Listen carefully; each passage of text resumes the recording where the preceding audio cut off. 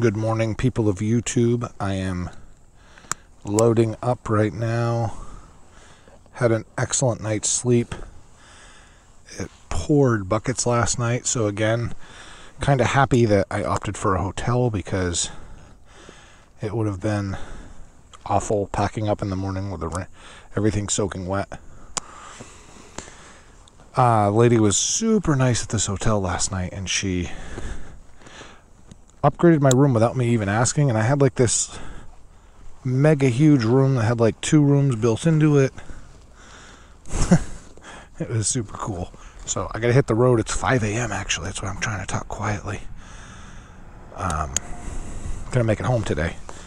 So the early bird gets the worm, as they say, and also the early bird has to look out for deer. So I do not want to meet one up close today. Here we go. Yeah, it's supposed to be good weather. Yesterday was like crazy thunderstorms taking place too, so it worked out good. I think I drove till just about 10 o'clock last night. All right, and it's foggy too, so I gotta really watch the road. Let's go. It says I'll be home at 4:45, which is fantastic, but that won't actually happen because gas, lunch, all those things. Tire pressure's low. I wonder if it's just because it's cold. I'm gonna stop and get fuel anyways. I don't really need it, but that'll keep me from having to stop in like another 2 seconds. So let's check it out. Just had to stop because I wanted to get fuel and everything, but my tire pressure was super low. I think it's because it's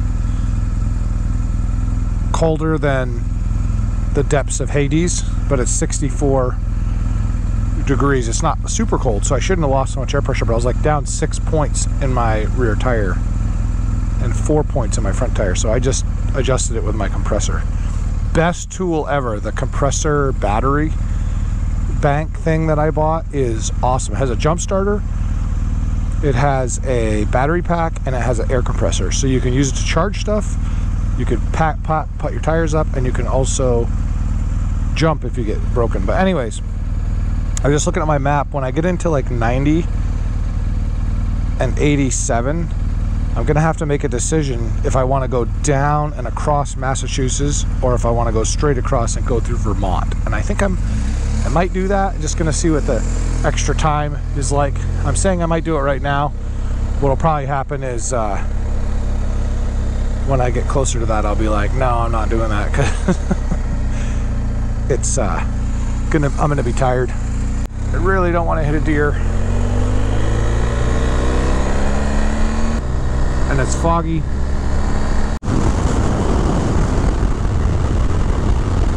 Now the sun's coming up, and it's gonna be a good day. It's a good day to be alive.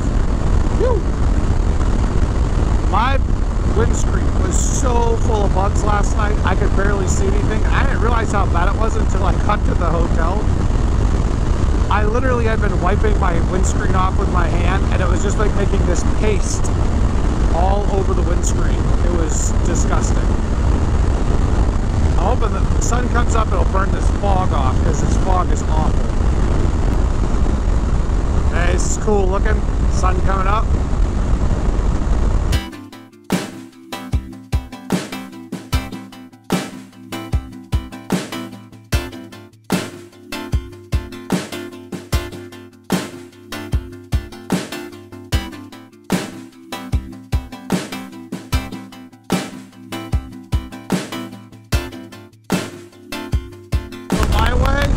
Welcome to Paynesville.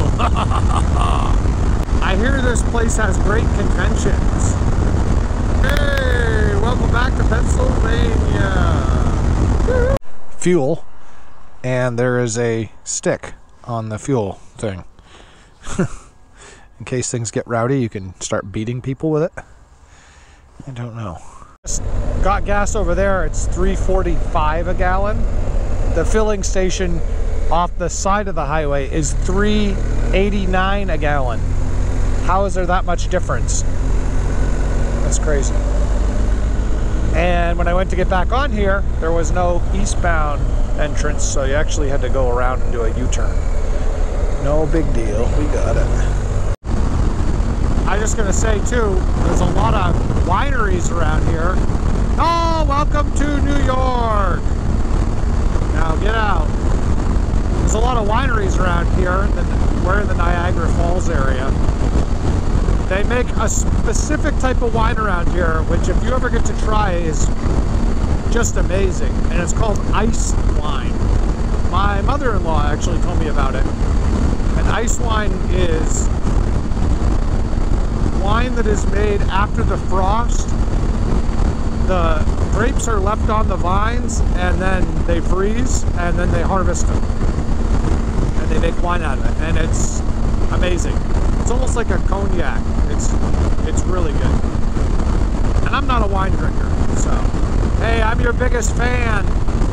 You're there, huh? That's pretty cool. Woo! Man, the weather made a turn today. It's like, oh, you're going home? Okay, I'll behave. It's like 73, low humidity. It's beautiful. It's absolutely gorgeous out. Gorgeous, but I'm in New York and the traffic is awful. My GPS is telling me to go one way, and I clicked on my phone for directions just to see, because you know the phone's gonna try traffic and stuff, and it's telling me to go a different way, but my GPS is saying I'm gonna save like 30 minutes if I go that way. So when I stop for gas next time, I'm gonna look at the map and just make an executive decision, boy. Nice people out in the world. It's interesting. I just stopped here and a lady had a little flat tire thing and I felt kind of bad. I have the little air compressor, so I was just being nice and I said hi to her and made sure she was all set. She really appreciated it, and then I went in and got a coffee and got talking with the owner, and the owner thought it was really nice, and he said why was I taking this big trip, and I explained to him this is my aortiversary from my heart surgery, and I just really wanted to go do this. And he thought it was super cool, like very, very nice guy, and his daughter was working there too, older fella and his daughter. And I said, oh, is that your wife? And that was not good for her, but good for him. He's like, hey, have a sandwich on me. I'm like, huh? He's like, yeah, I want you to have a sandwich. Have a sandwich on me. So I got a free sandwich. He gave me a sandwich. I thought, wow, that's super nice. And so we talked for a few minutes, and he was just really liked the story and gave me a sandwich and told me to be safe, shook my hand. It was super fun. And when I went outside, there was some people standing next to me, and got talking with the guy a little bit. He told me a few things about a couple places he had been. I told him a few places I had been. He thought it was super cool, and he even tried to give me some whiskey. I said, no, sir, I am already overloaded on flammable and combustible liquids in my luggage right now. So, anyways, sir, if you're watching this video, thank you for the offer. So we've got a little bit left to go, and then we'll be home. And a little bit, I mean like 6 hours. Oh, actually, 5 hours. 5 hours and 10 minutes without stops. So we'll see what happens. There's the Hayabusa.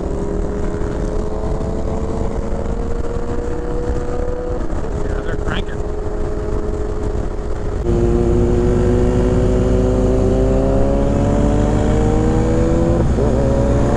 These guys just cut traffic, so I said, oh, I'll just catch up with them. They're from New Jersey and New York, so they must be nice.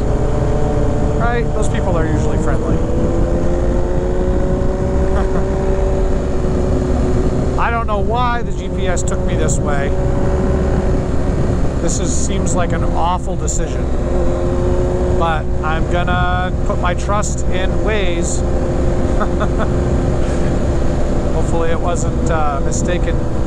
BMW, Troy, New York. I've seen the advertisements. Now I've seen the building. It looks the same as the one in Southampton. Cool. Well, I'll have to remember how to get here. I was hoping these boys in front of me would do a wheelie or something.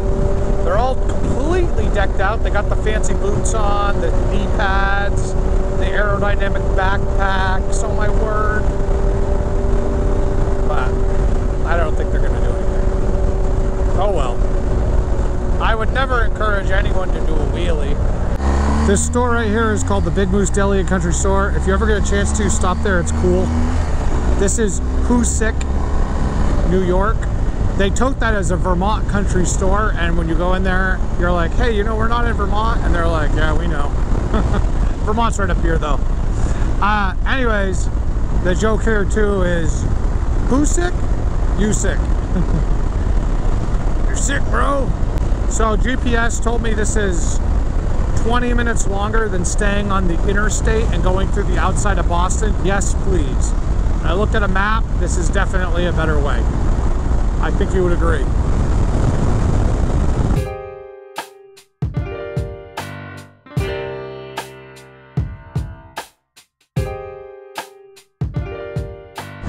I'm having flashbacks of the Blue Ridge Parkway, except it's actually very nice temperatures right now because we're up north. Vermont. We're skirting Brattleboro, which is the big city on the very bottom there. When I say big city, there's probably like 2,000 people that live there.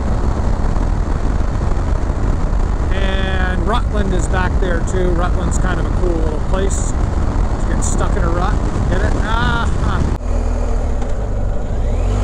Welcome, hipsters.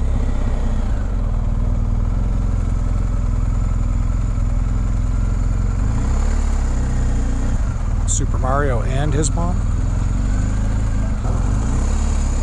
Pose for the picture, honey. Oh, beautiful. Yeah, don't smile. Your teeth look awful. The Vermont house. It's in Vermont, and it's a house, so we'll call it the Vermont house. That's cheating, and you almost just got hit by that door. Good thing you were paying attention. You almost got a new door. Did you see that guy? Yeah, you don't have to talk to me either. That's fine. Because I'm hipsters and we drive a Tesla. We can't acknowledge the local savages. Vermont, north and south 100, bud. This is Wilmington, Vermont, just in case you didn't know. I don't think I properly introduced it. It's just a little town in Vermont that people like to come and spend money in. Rinse, lather, repeat like 8,000 times Maine, New Hampshire, and Vermont. They're a lot of these little towns are the same. Everything's expensive, designed for the out-of-town tourists and the hipster generation. I like the people watching them, but I'm not going to spend $8 for a coffee. This was taken, so we call that one the White House because it's a house and it's white. Genius. Stuck in traffic. I figured I would tell you about Vermont just a little bit. Vermont is the Green Mountain State, but they basically, their state slogan unofficially is keep it weird. It's because there's a lot of interesting folks over here, and if you're watching this video and you're from Vermont, you're gonna be like, heck yeah, buddy, right on. I hope.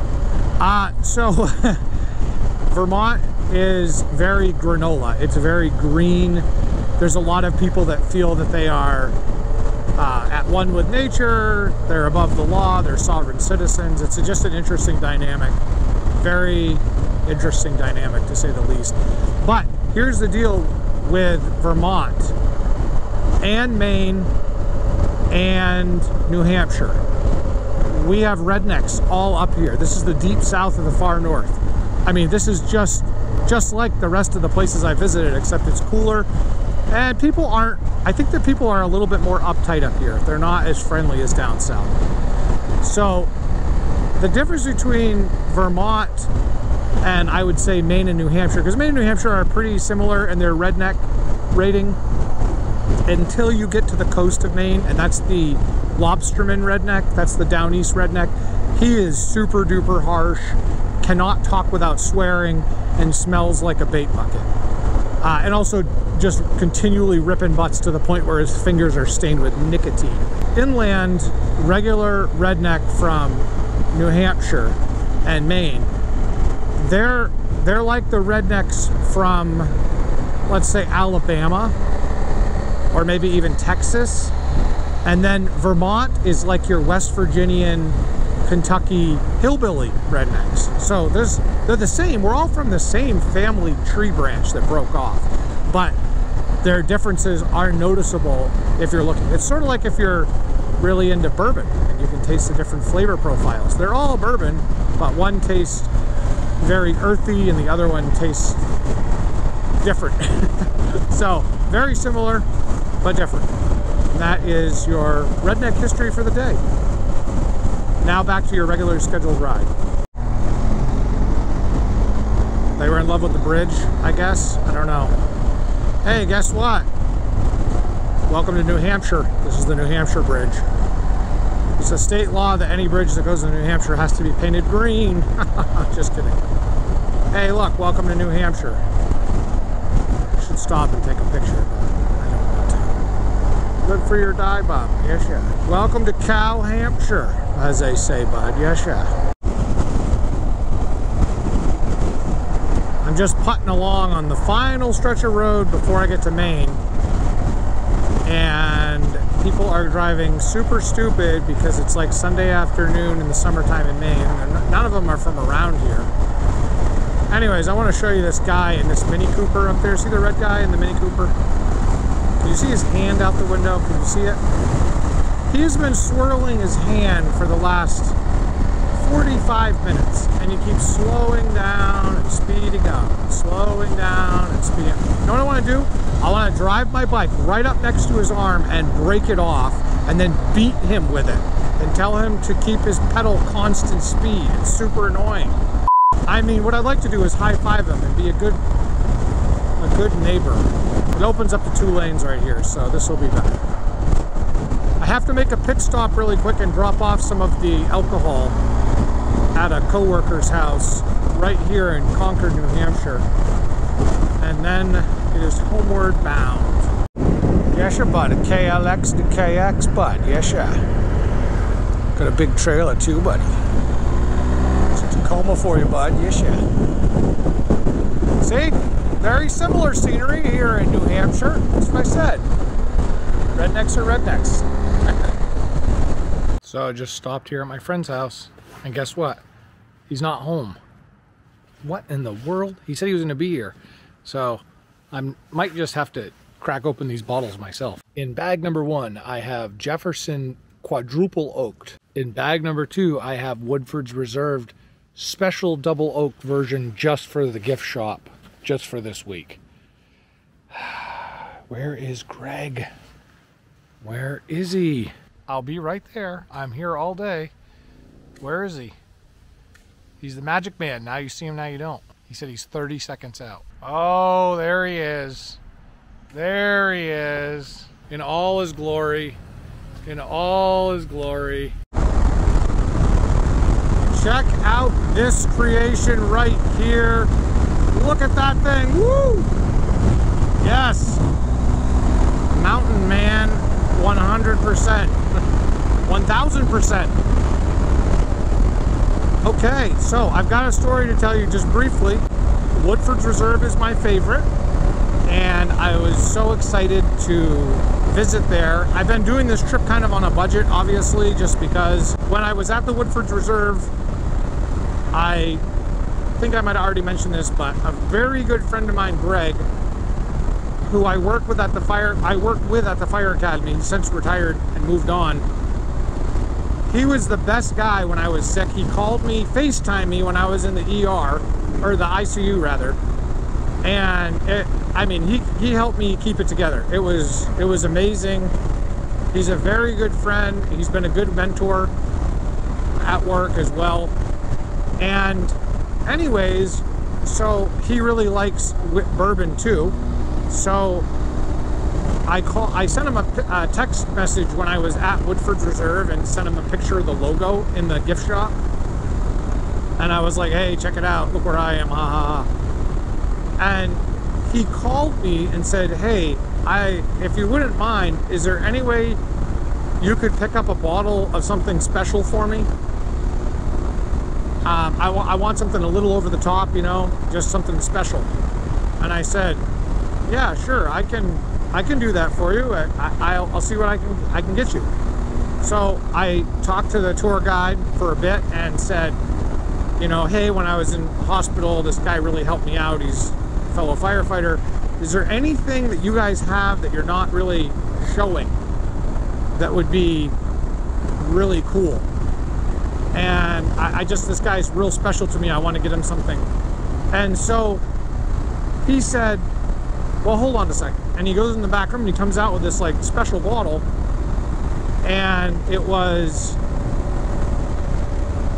$100, and it was a special release for the gift shop and the employees of the Double Oak, which is like the best stuff they make. So I was like, oh, that's awesome. So I got the bottle.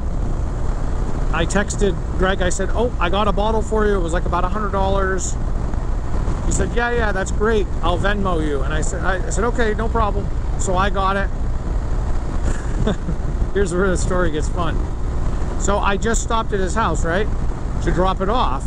I got 2 bottles for him. One of them I wanted to get for him, and then the other one was like kind of a bonus. And he said, yeah, I'll take it. My surprise to him was, I'm giving you this bottle. You're not paying me for it. I'm gonna give it to you as a present, right? That was my surprise to him. But do you know what he did? You probably already guessed it. He gifted me the bottle back, and he said, my plan all along was for you to pick out something special, and I was going to give it to you. Isn't that awesome? Oh man, I was like, that's the nicest thing somebody's ever done for me. I couldn't believe it. And here I am trying to help him out. I wanted to get him something, and he beat me to the punch. And he said it was a token of our friendship and for all the things I've done for him, which I don't think I've done anything for him. He's done everything for me, but you know, apparently I've helped him out, so I don't know. But anyways, thank you, Greg. If you're watching this, you are super awesome. That was super kind of you. I cannot believe that. And I got a bottle of bourbon I would have never bought because I can't afford it. Man, it's going to taste even better now, right? I'm gonna have to savor that. Wow. All right, well, I got to get out of here. I'm on my way home now. I'm in the home stretch. The home stretch, I've only got about an hour-ish left. So I'm going to save my battery until I get close. This is Farmington, New Hampshire. Now you tell me this doesn't belong in some southern town like I just was at. This is exactly what it looks like. Monticello, Georgia. Reminds me of the same thing. People just don't speak with the same accent. They just have a different accent. Instead of say y'all, we say all of you. Instead of saying yep, we say wicked good, Bob. Yes, yeah. I just figured I'd take a quick recap on the trip and tell you my thoughts on it, what I really enjoyed. It was important for me to do because this is something I wanted to do for a long time, and when I got sick, I didn't think I would ever be able to do it. So I feel good that I was able to do this. Not that I had to prove anything to anybody, but I kind of had to prove it to myself. I gotta say how much I enjoyed this trip. There wasn't a point in the trip that I didn't have a good time. I didn't enjoy the 185-degree temperatures, but it still didn't ruin the fun of the trip. I had a blast, and even from the beginning, going down the really nice road, doing the Bourbon Trail, it was just awesome. And then the cherry on the top there, getting the bottle of bourbon I handpicked from my buddy, gives it to me. Wow, what the heck? It's awesome. I wish Grandpa 5000 could have come with us, but he would have copped out the first brewery we hit, so I understand that. That's fine. But there was a lot of his Goldwing brethren around. I saw a lot of Goldwings. I also think about the people that I met along the way. I met some really awesome people. A few of the people at the Fire Academy were super fun to hang out with. They even bought me some dinner. And thinking about on the trip back, a few of the folks I met at the distilleries were just unbelievably nice. And even on the way home today, the couple I met in the car in the parking lot, and also the convenience store owner guy giving me a sandwich.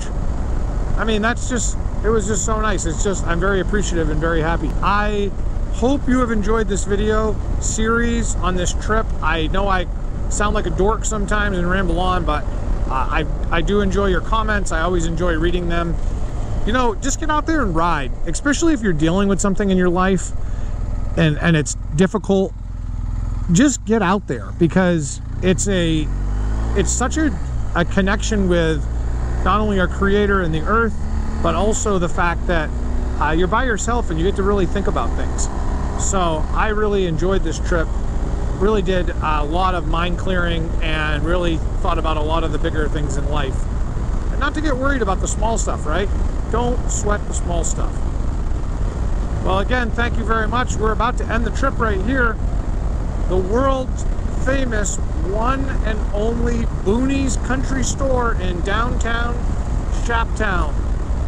And this is where it all began. What is my current odometer setting?